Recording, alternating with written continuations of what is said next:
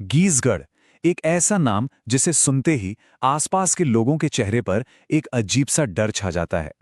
आखिर ऐसा क्यों है? चलिए आज एक ऐसी ही कहानी की गहराई में उतरते हैं। एक कहानी, एक पवित्र जगह की, एक नाराज देवता की और कुछ लोगों के अविश्वास की, जिसने एक बहुत ही भयानक वाक्य को जन्म दिया। कहते हैं कि जो कोई भी वहां गया है वो वापस नहीं आता। और सुनिए, ये कोई मजाक या सिर्फ एक कहावत नहीं है। ये एक सीधी साधी सच्ची चेतावनी है। उस पहाड़ पर एक ऐसे देवता का गुस्सा बसता है कि कोई भी उस सरहद को पार करने की हिम्मत तक नहीं कर सकता। तो इस पूरी भयानक घटना को समझने के लिए सबसे पहले हमें उस शापित पहाड़ के राज को समझना होगा। आखिर कहानी शुरू कहां से हुई? तो बात यह है कि पहाड़ की चोटी पर एक बहुत पुराना पूजा स्थल है।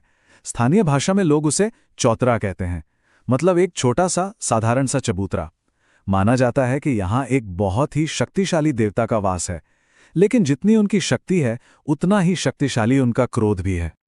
और इसी वजह से पीढ़ियों से गांव के लोग बस एक ही नियम मानते आए हैं, एक ऐसा नियम जो अब उनके खून में बस चुका है।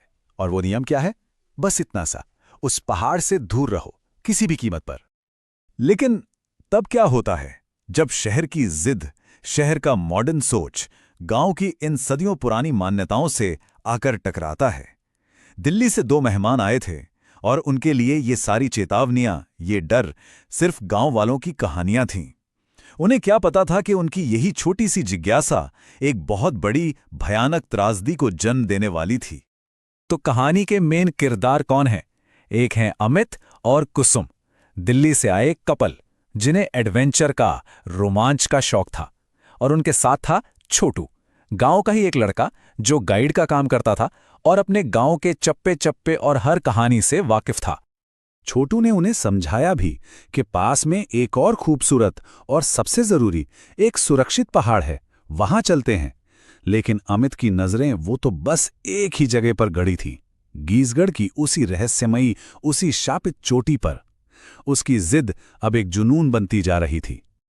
छोटू ने उन्हें सब बताया, उस श्राप के बारे में, देवता के गुस्से के बारे में, सब कुछ। लेकिन अमित और कुसुम के लिए ये सब क्या था? बस गांव वालों का अंधविश्वास। उन्होंने उसकी सारी बातों को हंसी में उड़ा दिया और शायद यही उनकी जिंदगी की सबसे बड़ी गलती थी। जब समझाने बुझाने से बात नहीं बनी तो अमित ने दूसरा रास्ता अपनाया, लालच का। उसने छोटू के सामने रखे 5,000 रुपए। अब सोचिए, उस गांव के एक लड़के के लिए ये रकम कितनी बड़ी होगी। सवाल ये था कि क्या लालच डर पर भारी पड़ेगा? तो सौदा हो गया। लेकिन यह सौदा सिर्फ पैसों का नहीं था, ये एक खुफिया प्लान था। एक सौदा जो रात के अंधेरे में किया जाना था। प्लान ये था कि जब पूरा गांव गहरी नींद में सो रहा होगा, तब वो चुपके से उस मना की हुई जगह पर चढ़ाई करेंगे। पैसे का लालच बड़ा था तो छोटू मान गया, लेकिन उसने अपनी एक शर्त रखी। शर्त यह थी कि वो लोग पूजा की उस जगह को, उस चौतरे को सिर्फ दूर से देखेंगे। कोई भी उसके ज्यादा करीब जाने की जिद नहीं करेगा। यह एक समझौता था जो बहुत जल्द टूटने वाला था। और फिर वो रात आई। जैसे ही तीनों ने अंधेरे में पहाड़ पर चढ़ना शुरू किया, माहौल बदलने लगा। हवा में एक अजीब सी, एक अनजानी सी ठंडक थी। जो चीज कल तक सिर्फ एक कहानी लगती थी, वो अब धीरे धीरे एक डरावनी हकीकत में बदल रही थी। देखिए, चढ़ाई शुरू हुए ज्यादा वक्त नहीं हुआ था।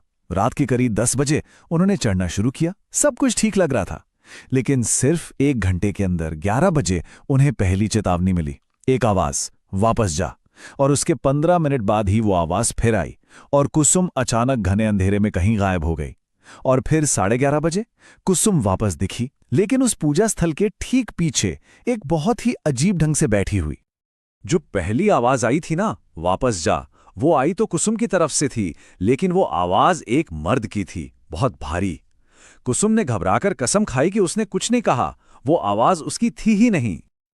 और थोड़ी ही देर बाद वही आवाज, वही भारी मर्दाना आवाज फिर से गूंजी, लेकिन इस बार उसमें गुस्सा था। एक बार मना किया। अब अमित और छोटू का दिल बैठ गया। उनका शक अब यकीन में बदल चुका था। वो उस पहाड़ पर अकेले नहीं थे। और फिर उस चौतरे पर अजीब तरह से बैठी कुसुम के मुंह से जो निकला, उसने दोनों के होश उड़ा दिए। अब जो होएगा वाह होएगा, मौका मत खींचो, ऐसा लग रहा था जैसे कुसुम नहीं, कोई और उसके शरीर के अंदर से बोल रहा है, और ये शब्द उनके अंत का ऐलान थे। इसके बाद जो नज़ारा उन्होंने देखा वो किसी भी इंसान के बस की बात नहीं थी। कुसुम एक जानवर की तरह सिर्फ अपने हाथों के जोर पर एक ऊंचे पेड़ पर चढ़ गई। उसकी आवाज पूरी तरह बदल चुकी थी, गहरी और डरावनी। आंखें पूरी खुली हुई थीं, चेहरा एक भयानक शक्ल में बिगड़ा हुआ था, और वो पागलों की तरह हंसते हुए पेड़ पर चढ़ती जा रही थी। ये सब देखकर छोटू की हिम्मत जवाब दे गई। वो अपनी जान बचाने के लिए अंधाधुन गांव की तरफ भागा। छोटू किसी तरह हांफता कांपता गांव तक पहुंचा। उसने मदद के लिए आवाज लगाई, लेकिन शायद अब बहुत देर हो चुकी थी। पहाड़ पर जो होना था वो हो चुका था। जब गांव वाले मशाले जलाकर उस पहाड़ पर पहुंचे तो सामने का मंजर देखकर उन सब की रूह कांप गई। उन्होंने देखा कि कुसुम अपने पति अमित की लाश के ऊपर उस चौथरे पर खड़ी है। गांव वालों का सबसे बड़ा डर, वो श्राप, आज सच हो गया था। उस देवता का गुस्सा कहर बन के टूटा था।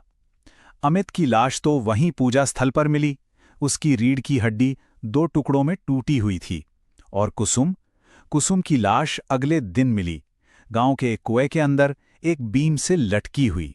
उस रात ने पीछे एक ऐसा खौफनाक मंजर छोड़ा था जिसे वो गांव शायद कभी नहीं भुला पाएगा। लेकिन कहानी उस रात वहीं खत्म नहीं हुई, बल्कि उस घटना के बाद वो श्राप और भी पक्का हो गया। आज भी गांव वाले कहते हैं कि रात में उस पहाड़ से अमित और कुसुम की चीखें सुनाई देती हैं। पूजा स्थल के पास अजीब अजीब रोशनियां दिखती हैं। कुछ तो ये भी कहते हैं कि देवता खुद अपने गुस्से में वहां नाचते और चिल्लाते हैं, और इसी वजह से आज तक उस पहाड़ पर कोई नहीं जाता। तो ये कहानी हमें एक सवाल के साथ छोड़ जाती है।